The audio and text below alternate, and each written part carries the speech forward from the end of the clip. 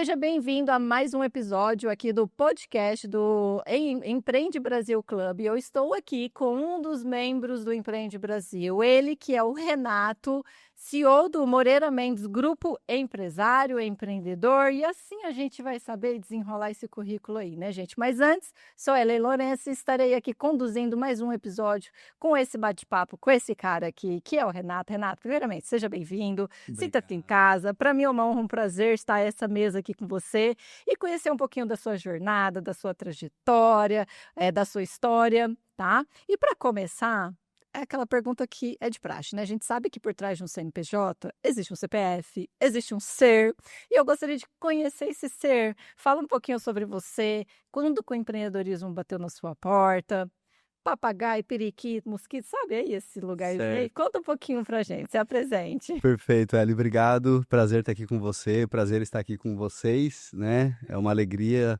poder compartilhar um pouco da minha história e, de alguma forma, contribuir com quem está nos assistindo, nos ouvindo, seja onde estiver rodando esse podcast. Mas eu sou natural de Chapecó, interior do estado. Vim para cá com 18 anos de idade e chegando aqui eu me encantei, sabe com o quê? Quando eu cheguei na rodoviária, lascado financeiramente, com R$ 20 no bolso. E aí eu olho aquelas casinhas que tem ali na frente da rodoviária, aquelas casinhas mais antigas, assim, né? Tipo, estilo... É história? bem histórica. Eu digo, cara, isso aqui é legal demais. E aí tava amanhecendo o dia, eu olho aquela ponte, aí eu fui morar nos ingleses, na casa de uma amiga da minha mãe, que ela, de favor, me recebeu lá por algum tempo. Chego lá, o inglês naquela época ainda era meio rural ainda, praticamente, mas no final das contas eu me encantei por tudo aquilo, me encantei por essa cidade e eu disse, cara, é aqui que eu quero construir a minha vida, quero viver. E comecei a minha jornada ali, comecei trabalhando no hotel como garçom, depois fui promovido para a área de contabilidade desse hotel, depois mudei de emprego para outro hotel, e aí eu fui seguindo a carreira seletista, digamos assim, fui trabalhando por alguns anos em algumas empresas, e mais ou menos assim que eu fui construindo a minha jornada aqui nessa cidade que eu recebi esse lugar como meu, né? Já faz mais de 20 anos que eu moro aqui, então passo mais tempo em Floripa do que na minha cidade natal. Meus filhos são daqui, então, de certa forma, eu quase sou um manezinho. Então, eu diria que tá? 20 anos, eu já me considero uma manezinha, apesar de falar meio goianês, Você é meio de Goiânia? mineiro. Ai, que Eu legal. falo que eu sou uma goiana falsificada, porque eu sou paulista, nascida no interior de São Paulo, mas cresci no Goiás. Então acaba que quem me escuta um pouquinho já sabe que esse sotaque é meio um pouquinho de lá, um pouquinho de cá. Mas vamos lá, quero entender um pouquinho dentro da sua jornada, no sentido do empreendedorismo mesmo, porque a gente sempre sabe que o empreender ele vai ser sempre por uma necessidade ou por uma oportunidade. Certo. E eu quero entender na sua jornada, na sua trajetória, se foi por uma oportunidade, se foi por uma necessidade, quando que esse empreendedorismo surgiu na sua vida e em que segmento, né? Em que você acredita ter sido assim, cara, olha, comecei a empreender com tal coisa. Perfeito. Bom, eu estava. A jornada de me tornar empreendedor foi muito de uma oportunidade de um lugar onde eu trabalhava. Eu trabalhava no maior escritório de advocacia tributária do Brasil e ali eu aprendi muita coisa. E sendo bem franco, eu nunca quis ser contador, embora minha formação acadêmica estava sendo contabilidade. Interessante. Mas quando eu cheguei nesse escritório, eu descobri algo muito legal, que é a parte tributária, de estudos. Aprendi algo que, cara, eu digo, isso aqui é legal demais, isso aqui pode ajudar pessoas, isso aqui tem oportunidade de ganhar dinheiro, e eu digo, cara, é esse o caminho que eu vou construir. Nesse escritório eu aprendi muito e chegou um ponto que eu pedi demissão de lá, né? Fizemos um acordo e junto saiu um outro advogado desse escritório e a gente decide abrir um escritório de consultoria tributária nosso, né? E achando que ia ser mil maravilhas, que ia ser exatamente como o escritório que a gente trabalhava, que em pouco tempo a gente estaria competindo de igual para igual, mas a verdade é que não foi bem assim, né?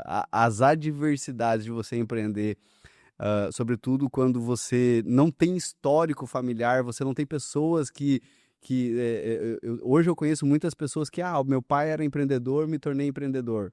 Mas eu não, o meu pai era pedreiro, a minha mãe, por quase toda a minha infância, era do lar, depois ela foi faxineira, e quando eu saí de casa, ela se tornou vendedora, que aí já foi para um outro estágio de comunicação. Mas hoje eu vejo que a parte comunicativa da minha mãe tá em mim, né? Então, O fruto não caiu longe da árvore, né? a minha mãe, para você ter uma ideia, ela começou a trabalhar fora, assim, ela foi trabalhar de vendedora numa loja, e ela trabalhou algum tempo nessa loja, mas eu me lembro que o tempo que ela trabalhou, ela praticamente, se não todos, quase todos os meses, ela foi a melhor vendedora da loja, tipo, disparado em vendas, e aí hoje, né, eu vejo, cara, eu acho que vem daí. Tem para quem puxar. Legal. Conta um pouquinho da sua dificuldade no sentido do início ali, desse começo no Certo. empreendedorismo. Isso foi junto logo quando você chegou aqui? Não? Já estava adaptado à cidade? Não, eu já pouquinho- tava, eu já tinha filha na época, eu estava separado, mas eu já tinha uma filha. E quando decidimos fazer isso, eu e esse meu amigo, a gente acabou chamando um terceiro amigo que entrou na sociedade. A gente era tecnicamente bons em vendas, eu gostava muito, eu aprendi muito nesse escritório que eu trabalhei. E aconteceu que a gente começou a trazer alguns clientes. Só que nessa área tributária, você leva um tempo para você começar a ganhar dinheiro. E aí, daqui um pouco, não vinha dinheiro, tínhamos bons clientes, a gente já atendia algumas empresas bem importantes da cidade, só que não tinha dinheiro. Aí, daqui um pouco, eu gasto tudo que tinha, vendo meu carro, tô morando de aluguel, daqui um pouco eu sou despejado do primeiro lugar, porque não tinha dinheiro para pagar o aluguel, depois sou despejado do segundo, até que uma tia que nessa época já estava morando aqui em Florianópolis, ela me acolhe para morar no depósito da casa dela, que ela tirou o depósito para eu poder colocar uma cama ali e ficar ali. Então eu cheguei assim, eu diria que a Petrobras descobriu o pré-sal, mas eu acho que eu já tinha descoberto antes. Boa, boa. Então, assim, eu cheguei numa situação bem complicada e você sabe que relacionamento, assim como um casamento, às vezes o casamento se desfaz por conta da parte financeira, Sim. a sociedade também pode ruir se a gente não estiver bem alinhado nesse sentido. E a gente acabou ruindo a sociedade, esses dois rapazes saíram e eu fiquei sozinho com a empresa.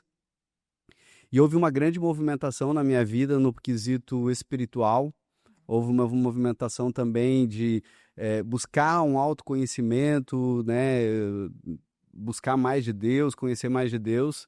E daqui um pouco eu digo, cara, esse negócio ele é um negócio bom para o futuro, vamos continuar construindo, mas vamos abrir um escritório de contabilidade, afinal de contas eu sou contador. Sim. Lembrando que eu não queria ser contador e depois eu tinha um conceito, assim, eu tinha uma experiência que as pessoas me diziam que escritório de contabilidade não era um bom negócio. E aí aquilo acabou entrando como uma crença, não queria muito, mas, bom, tô lascado, né? Talvez essa seja a única saída. E também, como eu já vinha de uma inteligência tributária, tinha aprendido muito sobre isso e tal, eu digo, cara, eu vou ajudar pequenos empresários e eu acho que vai dar certo isso. E aconteceu que o meu escritório de contabilidade começou a crescer, crescer, crescer. Em menos de um ano se tornou meu negócio principal. Em menos de 2 anos a gente já tinha mais de 100 clientes. 3 anos a gente já tinha quase 200. Hoje a gente tem 8 anos de escritório.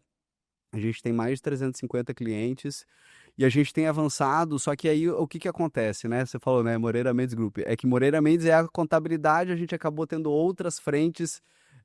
Abrimos uma empresa de BPO financeiro, abrimos uma empresa de educação empresarial. Eu gosto muito de estudar, eu gosto muito de ler, eu faço cursos, busco mentores. Eu entrei numa jornada de 2018 para frente de muita busca pelo conhecimento na gestão empresarial. E isso me fez avançar com os meus negócios, mas em 2019 eu digo, não, peraí, mas eu também posso ajudar outros empresários. Aí abri uma empresa, na época era Auto Sucesso, com o objetivo de ajudar pessoas a buscar esse autossucesso. Em 2019 aliás, 2024 a gente fez um rebrand, a gente mudou para Potencial Empreendedor. E hoje, Ellen, acaba que o Potencial Empreendedor ele se tornou o meu negócio principal. Olha só. Embora a contabilidade hoje é a minha maior fonte de renda, Mas o meu negócio principal em 2025 virou a Potencial Empreendedor, porque hoje a gente tem alguns programas, a gente tem cursos e tal, que a gente está acelerando. Né? Porque o que eu entendi de toda essa jornada, sabe? Propósito. Ah, não, mas eu não queria ser contador. Me tornei contador. Não queria ter escritório de contabilidade, abrir escritório de contabilidade. E hoje eu vejo que tudo isso, né, indo para o ponto de vista espiritual, tudo isso criou a minha jornada a ponto de hoje eu encontrar o meu propósito. Porque hoje eu tenho acesso e eu tenho contatos, eu tenho relacionamentos com empresários, e isso, né, com todo o estudo, com toda a bagagem, me fez perceber, cara, eu posso ajudar de forma diferente. Embora eu tenha o meu negócio, em 2023 eu entrei numa transição, né, para sair da parte operacional, da parte tática, me tornei estrategista. Hoje eu posso dizer que eu sou um CEO de verdade, né? Por que eu digo que sou um CEO de verdade? Tem muita gente... Fala um pouquinho sobre esse ser CEO aí. Porque eu falo o seguinte, existe o empreendedor, existe o empresário, existe o CEO, né? Isso. Não, eu diria assim, ó, existe um empreendedor... inclusive eu tenho uma palestra, vou dar uma palestra aqui na Feira de Negócios no sábado, às 1h40. Fica aí o convite. Mas o que acontece? Existe o autônomo, existe o empreendedor e existe o empresário CEO. Né? Então, existe essa trilha. O autônomo é aquela pessoa que começa sozinho e aí as coisas vão acontecendo e daqui um pouco ele diz, cara, eu vou contratar alguém, vou contratar um contador, vou, né, expandir, vou trazer mais clientes, ele se torna um empreendedor. E aí, nessa jornada dele se tornar um empreendedor, aí que os problemas começam a acontecer. Porque aí, cara, você tem que lidar com pessoas, você tem que lidar com contratação, você tem que lidar com resultado, tem que dar lucro, tem que pagar conta, tem que pagar, sabe? Existe uma complexidade que antes no autônomo não tinha. Sim. E aí o terceiro passo seria ele se tornar um empresário CEO, que é aí quando ele sai de toda essa operação e ele se torna um empresário. Só que muita gente, e isso como contador, eu posso te dizer que já ouvi muito empresário dizer assim, Renato, cara, foi a pior M que eu fiz, foi ter saído de autônomo para se tornar empresário, empreendedor, porque agora eu não aguento mais, tô com vontade de fechar isso aqui e trabalhar por conta, viver uma vida sozinho, que daí não preciso depender de funcionário. Só que o que acontece? Esse é um estágio que você precisa dar o próximo passo para você se tornar um CEO de verdade. O que é um CEO de verdade? E é onde eu hoje tenho apregoado muito sobre isso. Cara, né, as pessoas colocam no cartão, colocam no e-mail, CEO, nem sabe o que é isso, na verdade, é só porque é um nome bonito e tal. E aí hoje eu entendo, cara, um CEO é uma pessoa que pensa estrategicamente o seu negócio. É uma pessoa que tem tempo para pensar sobre isso. Então, se você está todo dia no balcão da sua empresa, se você está no balcão da sua loja, se você está no balcão do seu restaurante, atendendo caixa, atendendo cliente, você está na operação. Então, você tem que ter claro que você não é CEO. Agora, quando você treina uma equipe, você capacita uma empresa para ela funcionar e você só pensar estrategicamente o seu negócio, avaliar o que está acontecendo, avaliar como as pessoas estão interagindo e você se torna um líder inspiracional, porque o CEO tem um papel muito mais voltado para liderança e inspirar as pessoas, porque hoje, né, pelo menos aqui em Florianópolis, a gente vive uma situação. E isso eu diria geral, porque como eu tenho muitos clientes na contabilidade, eu sei que isso é geral. E eu também me relaciono muito com empresários. A situação é, cara, tá difícil de contratar. Tá muito difícil de contratar. E você perde emprego, às vezes, empregado por um sanduíche com mortadela e pão fresco. Porque as pessoas, elas mudam de emprego, assim como mudam de roupa. Por quê?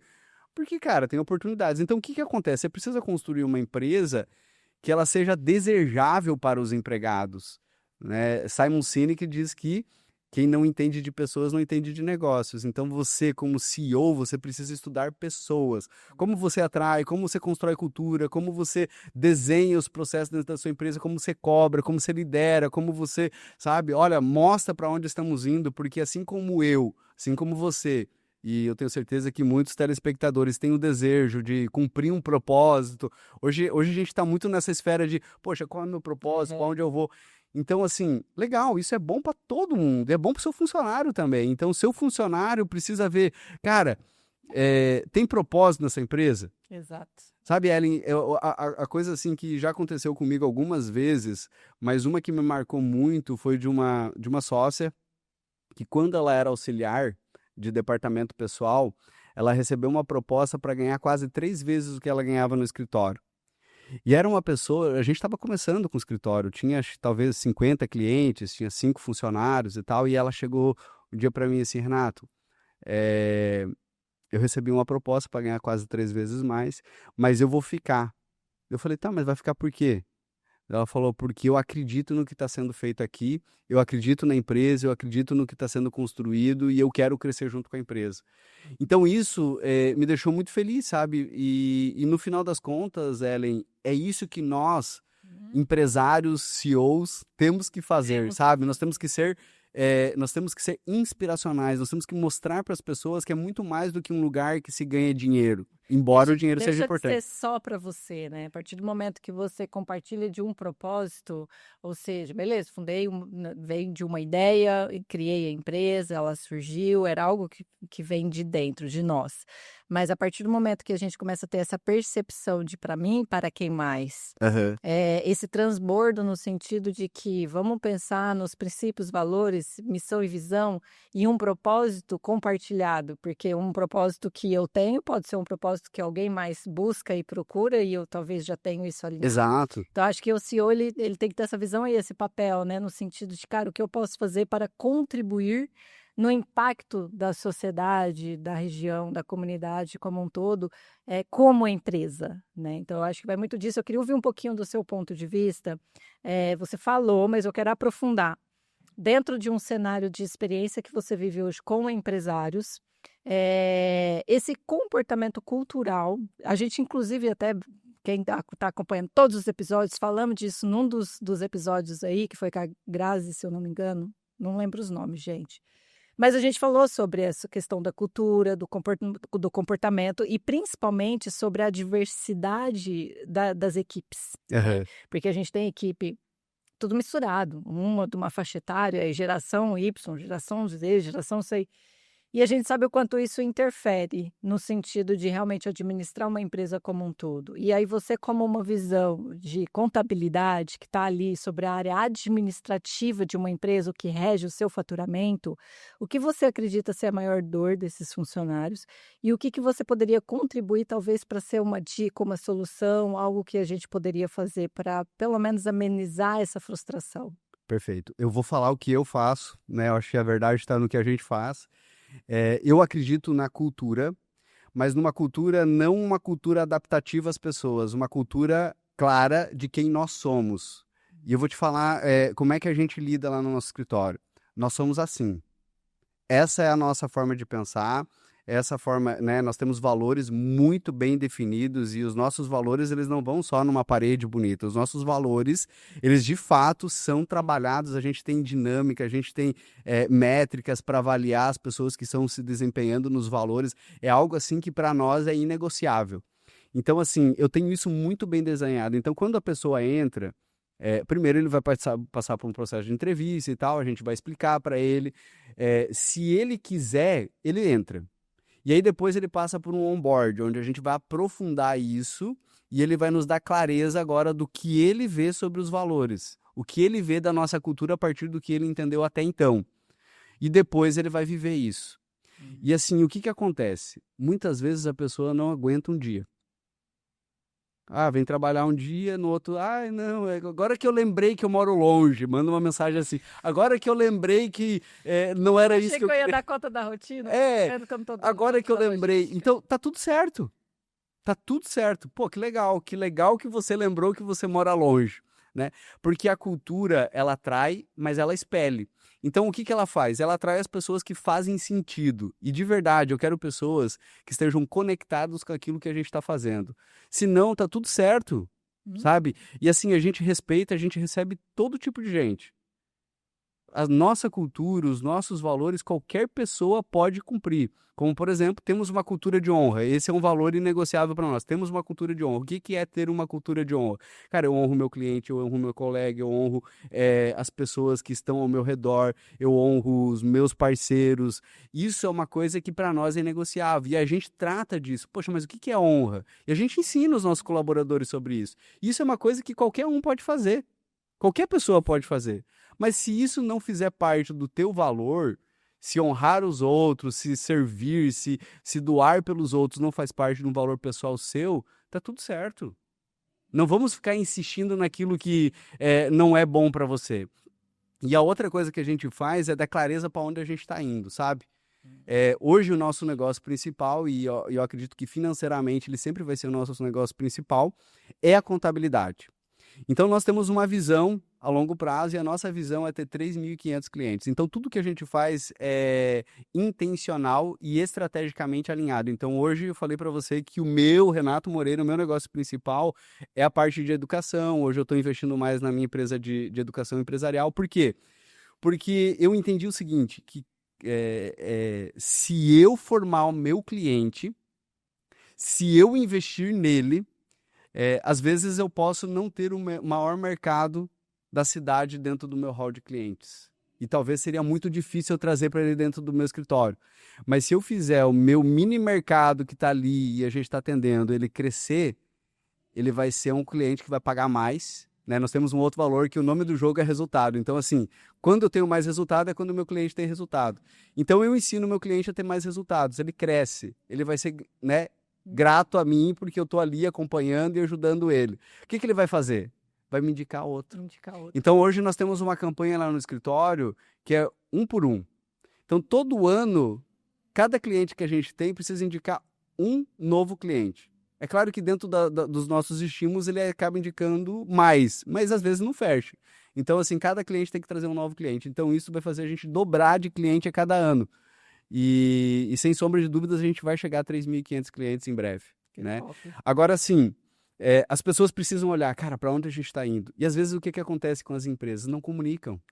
Tipo, tá na ideia da... Fica interno na cabeça. Tá aí na ideia do empreendedor, e às vezes ele compartilha até com algumas pessoas da liderança, mas não compartilha com todo o time. O estagiário sabe para onde a gente está indo. A pessoa entrou hoje, já vai participar de reunião estratégica da empresa para saber para onde a gente está indo e se ele quer ir com a gente. Que é o que faz reter, né? Igual a funcionária ali que recebeu a proposta, decidiu ficar. Se ela decidiu ficar porque ela tinha uma visão de perspectiva de longo prazo, né? Exato. Senão, talvez ela não teria ficado, né? Então, isso é muito importante. E aí, veja bem, hoje nós temos 350 clientes e nós temos 21 funcionários.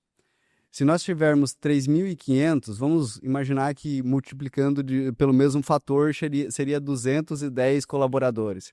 Cara, 310 colaboradores, hoje que você é um auxiliar, um assistente, um analista, talvez você vai ser um diretor, um sócio. Nós temos um programa de partnership, que esse também foi um modelo que foi muito disruptivo para nós, porque o modelo de partnership, ele é um modelo do momento, e toda empresa que principalmente presta serviço, seja consultoria, seja... tem que ter esse modelo aplicado no seu negócio, porque as pessoas, o que elas fazem? Elas entram numa empresa, aprendem tudo que tem que aprender e saem fora e abrem uma concorrência. Né? Tá muito isso, porque todo mundo quer empreender, todo mundo quer ter propósito, todo mundo quer ter... Agora, se você entende, cara, se eu ficar com o Renato nas empresas dele, eu vou crescer e vou poder me tornar sócio dele. Existe um programa para isso, existe uma carreira, sabe? Onde eu vou me tornar sócio dessa empresa. Isso daí. E aí, a gente, dentro da cultura, a gente avalia, a gente constrói, a gente faz isso acontecer. Então, é um modelo que, cara, hoje, inclusive, faz parte dos nossos programas de treinamento, de educação empresarial, ensinar os nossos clientes, os nossos mentorados a implementar um modelo de partnership. Cara, Renata, assim, eu queria entender mais, principalmente, sobre esse seu processo educacional. Porque a gente sabe que quando a gente tem uma vivência, uma experiência validada, o mínimo, como um bom empreendedor, é levar isso para o mundo, né? Então, por isso que eu acredito muito numa questão da gente vender o conhecimento. E eu queria, porque nosso tempo está acabando, mas rapidamente, você conta para nós como que você atua nesse processo de, acho que mentoria, consultoria, né? Não sei como vocês se colocam nessa parte educacional de realmente levar o conhecimento que vocês têm validado a outros profissionais. Perfeito. Bom, o que a gente entende, sabe? O que eu entendo? Que a maior parte das empresas não avançam porque o empresário ele não entendeu que ele deveria ser um gestor. E aí o cara abre lá uma padaria. E ele vai para frente do caixa, ele vai para a padaria e ele fica ali administrando alguma área da empresa ou se sobrecarregando com várias áreas. E ele não entende a importância dele se tornar um gestor, onde ele vai olhar de forma estratégica, dados, informações, né, para ver o que ele pode mudar, que isso vai fazer o negócio dele acelerar. Então ele se perde nisso.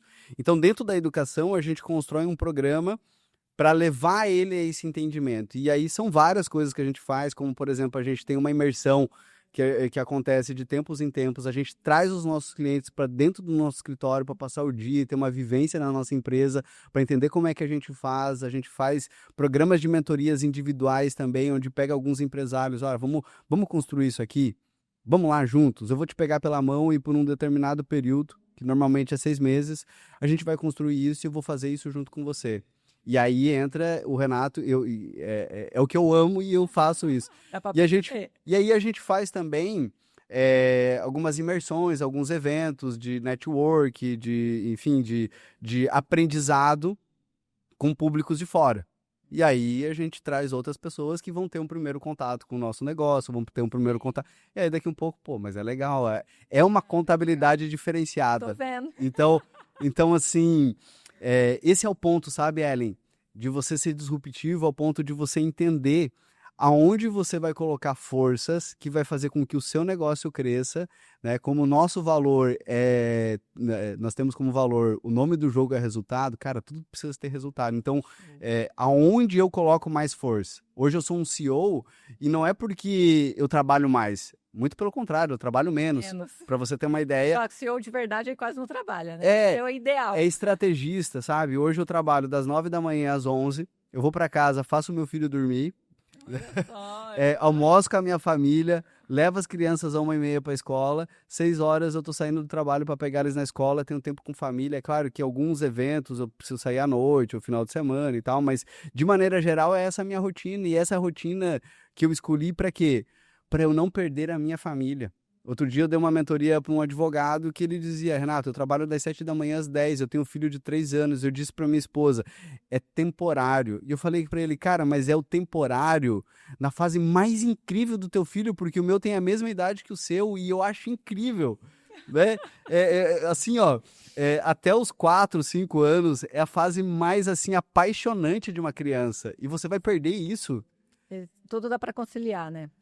Renato, lindo. Queria poder falar com você 2 horas, mas o nosso tempo acabou. E assim, obrigada por contribuir um pouquinho com a sua jornada. Tá dando para perceber assim a profundidade do propósito de vocês, das empresas e de como vocês guiam isso tudo. É lindo de se ver o quanto você está focado em transbordar. Eu acho que todo empresário, CEO, ele tem que ter essa percepção de que até aqui, beleza, mas agora o que eu posso fazer para transbordar a vida do outro? E é muito sobre isso. Obrigada pela participação. Quem sabe a gente não consegue aí mais um segundo round. Perfeito. Mas gratidão. Deixa aí um recadinho final para nossa galera que está nos ouvindo. Gente, é uma alegria poder falar para vocês, contar um pouquinho da minha história. E eu diria para você que é empreendedor, você que chegou até aqui, você de alguma forma se inspirou no que a gente está conversando aqui, no quanto a gente tem sido verdadeiro em construir algo que seja bom para todos, eu diria para você, aprenda a lidar com pessoas. Existem 2 livros que marcaram a minha vida no quesito lidar com pessoas, que é Especialista em Pessoas, de Thiago Brunet, e o outro é Como Fazer Amigos e Influenciar Pessoas. Mas existe um terceiro livro que vai mudar a história do seu negócio e da construção, que é me fugiu o nome agora. A Única Coisa. A Única Coisa. Sabe, eu sempre ouvi falar que você precisava escolher uma única coisa para se concentrar e fazer isso expandir. Só que para mim era muito difícil, porque eu queria ter vários negócios. Empreendedor, né? Todo empreendedor, ele sempre vai tirar coelho da cachola. Exato, e aí o que eu entendi? Aí, comprei esse livro, eu digo, cara, eu preciso ler esse livro, já que me falaram, e aí eu li o livro e eu descobri, cara, não é que eu preciso ter um único negócio, é que eu preciso saber qual é o parafuso da engrenagem que eu vou apertar que vai fazer toda a engrenagem acontecer. Então eu descobri que a minha única coisa está voltado para a área da educação, que é aquele parafuso que vai fazer tudo acontecer. Então, descubra qual é a única coisa que vai fazer o seu negócio crescer e eu tenho certeza que vamos avançar muito com empresas no Brasil e nós teremos um grande Brasil. E eu fico aqui com esse convidado de honra, gente, Renato.